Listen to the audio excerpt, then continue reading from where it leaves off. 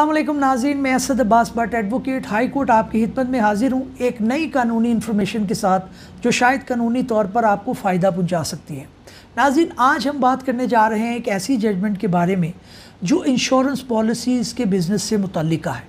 नाज़रीन, हम सारे लोग जो है वो लाइफ इंश्योरेंस पॉलिसी के ख़रीदार होते हैं। ये बिज़नेस बड़ा ज़्यादा जो है वो हाइप पे है, लोग इंश्योरेंस पॉलिसी ख़रीदते हैं, लेकिन वो एक शशोपंज का शिकार रहते हैं कि जनाब ये ना हो कि हम सारी उम्र पैसे जमा करवाते रहें। नॉर्मली जो इंश्योरेंस पॉलिसी से मुतल्लिका आपकी जो मुद्दत होती है वो 20 साल की होती है। बाज़ औक़ात जो है वो 10 साल के अंदर भी आपकी लाइफ इंश्योरेंस, बाज़ औक़ात जो है वो लाइफ इंश्योरेंस पॉलिसी की मुद्दत इससे कम भी हो सकती है, 10 साल की भी हो सकती है। लेकिन एक इंसान जो है वो एक एम्बिग्विटी का शिकार रहता है कि जनाब मैं सारी उम्र पैसे जमा करवाता रहूँ, खुदा न खास्ता मुझे कुछ हो जाए तो ये मेरे बच्चों को क्लेम वापस दें ना दें, तो मुझे जो है वो क्या अपने पैसे ज़ाया करने हैं। लेकिन इस जजमेंट ने जो मैं जिसका हम डिस्कशन करने जा रहे हैं क्लॉज बाय क्लॉज और इसके पैराग्राफ को पढ़ेंगे, बड़ी अच्छी जजमेंट है और इंश्योरेंस के मामले में जो आपकी बुनियादी कॉन्सेप्ट्स हैं उनको क्लियर कर देगी as a student of law. और जो इंश्योरेंस पॉलिसी या इंश्योरेंस के केसेस करते हैं उनके लिए लैंडमार्क जजमेंट है। तो नाज़रीन, इसका सबसे पहले मैं आपको बताता चलूँ कि ये जो है इसकी डेट ऑफ डिसीजन जो है वो 3/3/2021 के अंदर आई है और जो है ये फुल बेंच जिसे आप कह सकते हैं उसके ऊपर मबनी था। जस्टिस उमर अता बंदियाल साहब थे और जस्टिस सजाद अली शाह साहब थे और जस्टिस मुनीब अख्तर थे। तो इसका जो पहला पैराग्राफ है जो फैक्ट से रिलेटेड है उसको पढ़ते हैं और उसको एक्सप्लेन करते हैं। वो कह रहे हैं कि mister Abdul Rahman took out the life insurance policy with the appellant insurance company on और about 1/8/2002. The insured passed away on 7/2/2010 and the respondent, the legal heirs, lodged a claim under the policy. The claim was rejected via letter dated 5/4/2011. No specific reason as such was given as to why the claim was not accepted. The respondent commenced proceeding on or about 25/11/2011 before the insurance tribunal constituted under the insurance ordinance 2000. Issues were framed and evidence led by the parties. The judgment dated 7/6/2014. The tribunal decreed the claim in the sum of rupees 4 lakh, which was the insured amount. This was an appeal to the High Court. There was an appeal to the High Court which was dismissed by means of impugned judgment dated 9/5/2008. The appellant petitioned this court where the leave to appeal was granted via order dated 16/3/2020.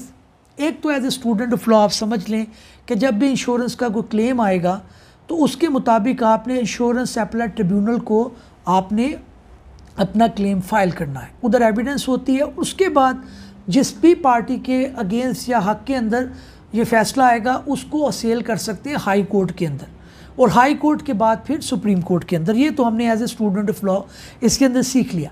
और अगर आप जो है वो कोई policy ख़रीद की हुई है या आप लीगल ले रहे हैं तो तब भी आपको ये पता होना चाहिए।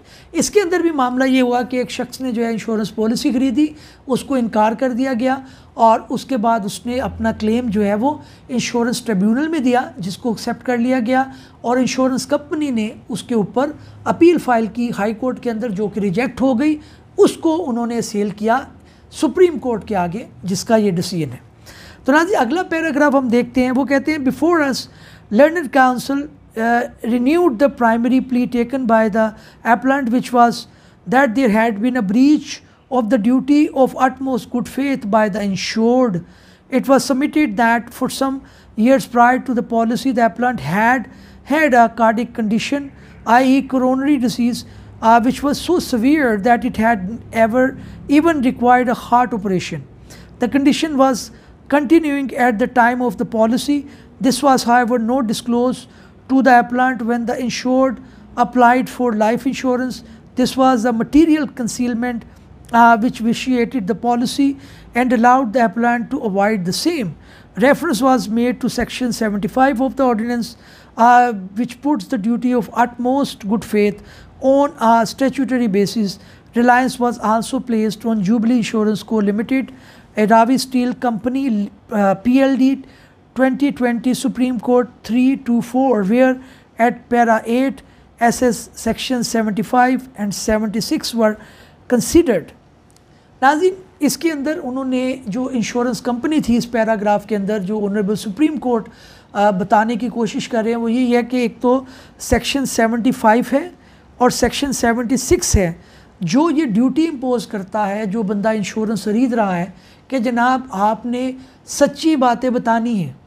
और इस केस के अंदर जो इंश्योरेंस जिन्होंने ख़रीदी या जो इंश्योर्ड थे उन्होंने कंसीलमेंट ऑफ फैक्ट की और उन्होंने अपनी हार्ट डिजीज़ के बारे में नहीं बताया। इसके अंदर जो इंश्योरेंस कंपनी थी उन्होंने एक हवाला भी दिया एक जजमेंट का जो PLD 2020 सुप्रीम कोर्ट 324 पेज के ऊपर है और जिसका टाइटल है जुबली इंश्योरेंस को limited versus Ravi steel company. इसका भी उन्होंने पैराग्राफ के अंदर दिया और उन्होंने कहा कि जनाब इस बंदे ने जो है वो कंसीलमेंट ऑफ फैक्ट की है और सेक्शन 75 जो ऑर्डिनेंस का है 2000 का वो ड्यूटी इम्पोज करता है और 76 के जनाब कंसीलमेंट ऑफ फैक्ट ना की जाए और अटमोस्ट गुड फेथ के अंदर जो है वो बताई जाए सारी चीज़ें। अब इसके अंदर जो है वो जो अगली चीज़ आ रही है, अगला पैरा जो है वो कह रहे हैं expanding on the factual basis of his submission learned counsel submitted that the insured and employee of WAPTA had been suffering from diabetes and heart condition for approximately 12 years prior to taking out of the policy. He had been operated upon and coronary artery bypass grafting was carried out in or around 1997. It was submitted that these medical conditions were concealed by the appellant. Learned counsel strongly relied on the evidence of one Dr. Sulman, DMS Wapta Hospital, Peshawar, and the medical record history of the insured that was produced by him. It may be noted that the doctor appeared as a witness summoned by the appellant. It was contended that the policy stood vitiated, thus relieving the appellant from liability in terms thereof.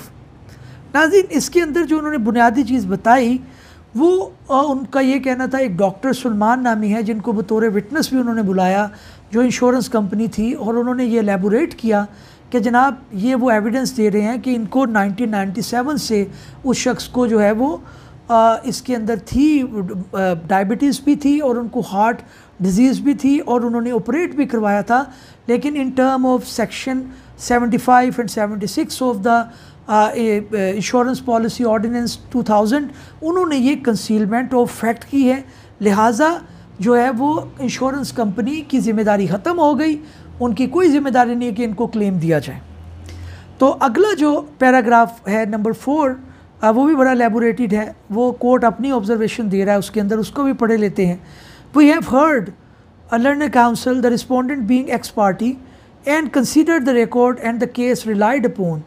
A contract of insurance belong to limited category which are regarded as being ubrims fidels, I of the utmost good faith. The rule was developed over centuries by the common law, its manifest and aspect, and was regarded as fundamental to the insurance law. Section 75 merely codified the central aspect of the rule. It had of course applied in full even under the predecessor legislation, the Insurance Act 1938, which did not have any equivalent provision. Interestingly, it appears that the central aspect of the rule, which allows contract to be voided for breach of utmost good faith, has now essentially been abolished in United Kingdom. उनका ये कहना था कि ये जो good faith का principal है कि जिस बंदे की इंश्योरेंस है ये यूनाइटेड किंगडम में था और अब इसको बिल्कुल आलमोस्ट ख़त्म कर दिया गया है। तो लिहाजा जो है वो सेक्शन जो पैराग्राफ 4 है इस जजमेंट का, उसके अंदर कोर्ट ने उड़ा के रख दिया उस प्रिंसिपल को कि गुड फेथ के अंदर जो है वो चीज़ें की गई हों। तो उन्होंने आगे इसके अंदर एलेबोरेट भी किया 3-4 चीज़ों को, वो मैं आपको पढ़े देता हूँ कि जी बुनियादी तौर पर अगर आपने गुड फेथ का प्रिंसिपल अप्लाई करना है तो उसके अंदर 3-4 चीज़ें आपकी होना लाजमी है। एक तो उन्होंने कहा कि जनाब ये इतना मटेरियल हो कि इसकी बुनियाद के ऊपर जो है वो इंश्योरेंस पॉलिसी बेची गई हो। नंबर 2 ये है कि आपने डॉक्टर जो है वो इंश्योरेंस पॉलिसी का, जब इंश्योरेंस पॉलिसी आप करवाते हैं तो डॉक्टर आपकी चॉइस का होता है, ना कि जो बंदा इंश्योरेंस खरीद रहा है उसकी चॉइस का। तो आपके जो डॉक्टर हैं उसने अगर उसका ऑपरेट हुआ था उस शख्स का, और उसकी जो ज़ाहिर ऑपरेट हुआ वो तो आपको नज़र आ रहा होता है, तो आपके डॉक्टर की ज़िम्मेदारी थी कि भाई वो उसको चेक करता। तीसरी जो उन्होंने बड़ी इंपॉर्टेंट बात की, उन्होंने 2 प्रोविजंस का ज़िक्र किया जो कि मैं आपको बता देता हूँ कि उन्होंने प्रोविज़न का ज़िक्र किया, एक सेक्शन 80 का और सेक्शन 45 का। उनकी हेडिंग पढ़ने से ये मामला क्लियर हो जाता है। सेक्शन जो है वो 45 पढ़ते हैं पहले। वो कहते हैं policy not to be called in question on the ground of misstatement after 2 years. बड़ा क्लियर कर दिया कि मिस स्टेटमेंट अगर किसी इंश्योरेंस पॉलिसी ख़रीदने वाले ने की है तो 2 साल के बाद इंश्योरेंस कंपनी उसको चैलेंज नहीं कर सकती। 2 साल तक आप कहें, आप उससे पैसे लेते रहे, 12 साल तक अब आप कह रहे हैं कि जी आपने उसको, आप कंसीलमेंट ऑफ फैक्ट थी, उसने अपनी शुगर के बारे में नहीं बताया, उसने डायबिटीज़ के बारे में बताया, उसने अपनी जो हार्ट की डिसीज़ थी उसके बारे में बताया, तो अब 2 साल के बाद इंश्योरेंस कंपनी जो है वो इस ग्राउंड को नहीं ले सकती, उसे क्लेम देना पड़ेगा। तो ये सेक्शन 45 है। और सेक्शन 80 की भी हेडिंग आप पढ़े, सेक्शन 80 की, जो मैं कोशिश करता हूँ आपको स्क्रीन पर भी दिखा सकूँ, वो भी ये कह रहे हैं policy not to be called in question on the ground of misstatement after 2 years. बिल्कुल सेम हेडिंग है इस आपके लॉ की, जो ये बता रही है कि जनाब आपने जो है वो क्या क्या चीज़ें की हैं, आप इसके बाद आप नहीं आ सकते। इसके बाद उन्होंने थोड़ा सा एलेबोरेट भी किया। उन्होंने, जैसे कि मैंने कहा है कि पहले तो उन्होंने बात की इसी पैराग्राफ के अंदर कि statement was of the material matter और suppressed fact that it was material to disclose, कि वो इतने इंपॉर्टेंट फैक्ट्स थे कि उसके बगैर इंश्योरेंस पॉलिसी दी ही नहीं जा सकती थी। दूसरी बात, it was made fraudulently by the insured. दूसरी बात यह कि उसने जो है वो धोखाधड़ी से छुपाई हो, उसने छुपाई हो। अगर आपका डॉक्टर साथ मिला हुआ था तो इसके अंदर उसका क्या कसूर है, आपकी अपनी कंपनी का बंदा नहीं था। तीसरी जो बात सी कह रहे हैं, the insured knew at the time of making the statement that it was false और सप्रेस फैक्ट, कि उसको ये पता हो कि वो झूठ बोल रहा है जब वो स्टेटमेंट वो दे रहा हो, जब इंश्योरेंस पॉलिसी ख़रीद रहा हो। ये भी बात क्लियर हो गई। उसके बाद अगली जो बात कह रहे हैं, are cumulative and the failure by the insurance to establish by facts and section 80 was recently applied by this court in state life insurance corporation और पाकिस्तान एंड अदर, जो कि 2019 CLD 1268 के ऊपर मौजूद है।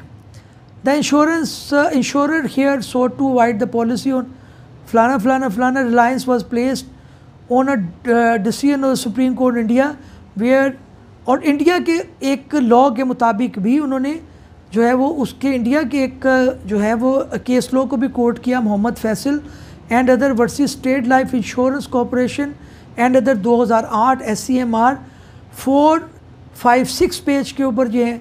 और इसके अलावा उन्होंने जो है वो ये भी कहा कि interestingly the matter originated as a summary chapter suit under order 70 CPC but eventually evolved into a suit under the act 1938 act.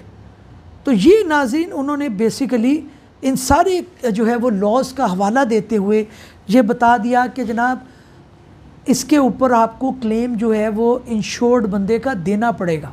और ये जजमेंटों के हवाले भी दिए, ये प्रिंसिपल के हवाले भी दिए, जो कि हमारे सारे ऑडियंस के लिए फ़ायदेमंद हो सकती है। और उन्होंने इस अपील को रद्द कर दिया, इस अपील को जो है वो खारिज कर दिया, और जो एपेलेंट ट्रिब्यूनल ने एक फ़ैसला किया था उसको अपहेल्ड किया। नतीजा यही निकला कि इंश्योरेंस कंपनी को क्लेम देना पड़ा, क्योंकि 2 साल से ज़्यादा अरसा गुजरने के बाद बुनियादी जो चीज़ इसके अंदर सीखने की आई है वो यही है कि इंश्योरेंस कंपनी उस चीज़ को अवॉइड नहीं कर सकती, उस कॉन्ट्रैक्ट को रद्द नहीं कर सकती। नाज़रीन, उम्मीद है कि हमारी ये काविश, हमारी तफसील आपको पसंद आई होगी। किसी नए कानूनी या आइनी मौजू के साथ आपकी खिदमत में फिर हाजिर होंगे।